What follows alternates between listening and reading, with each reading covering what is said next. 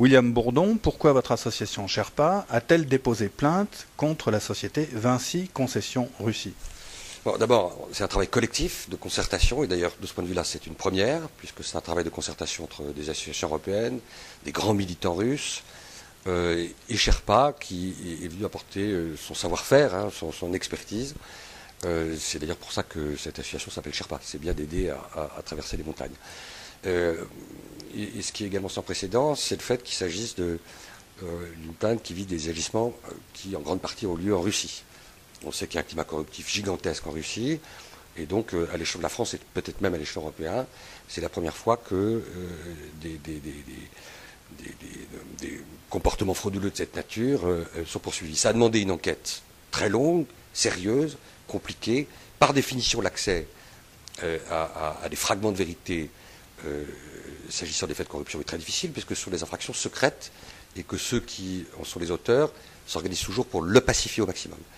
Et cette circonstance aggravante, ça se passe en Russie. Donc opacification intrinsèque qui est liée à la nature de l'infraction, et opacification parce que la Russie n'est pas exactement l'univers de la transparence et de la visibilité.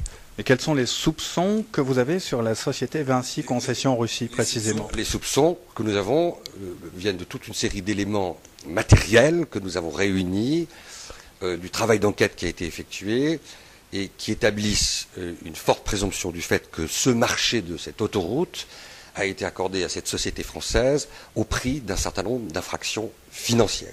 Alors je ne vais pas rentrer dans le détail parce que je ne veux pas déflorer les termes de la plainte. Encore une fois, il y a des éléments de proximité, il y a des coïncidences étranges, il y a le recours à un certain nombre de sociétés offshore, en la matière, ça ne peut résulter que d'un bouquet d'indices. Pour l'instant, on en est, il faut le dire loyalement, dans un seuil qui est celui du bouquet d'indices. Mais il ne peut pas en être autrement, parce que nous, on n'est pas une association d'Arsène Lupin, on est une association de juristes. Donc, c'est pour ça qu'on a demandé au parquet de Nanterre, et je souhaite qu'ils nous entendent, d'ouvrir une information, parce que ce sont des juges d'instruction qui devraient désigner, pas simplement des enquêteurs. En raison de la complexité et du caractère international des infractions, il va falloir demander des commissions rogatoires vers la Russie, avec l'espoir que la Russie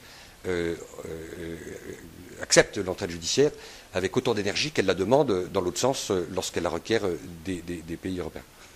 William Bourdon sur Reporter le 24 juin 2013.